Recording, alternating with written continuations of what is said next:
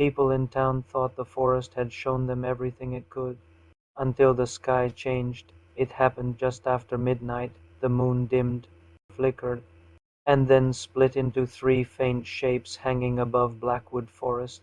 Three pale moons, perfectly aligned, glowing with a cold blue light. At first everyone thought it was some strange weather effect, but then the ground started shaking. Not violently, just enough to feel like something underneath the forest was moving.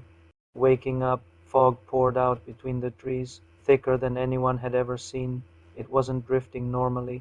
It moved like it had purpose, curling around houses, sliding across roads, quiet, heavy, alive. Those who were brave enough to get close said they saw something far worse, symbols.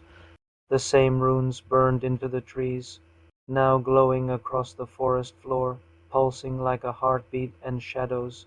So many shadows, tall, short, crawling, floating, shapes that didn't match any human body. Some people swore they saw dozens of figures standing between the trees, all facing the town, all perfectly still. The animals were the first to react.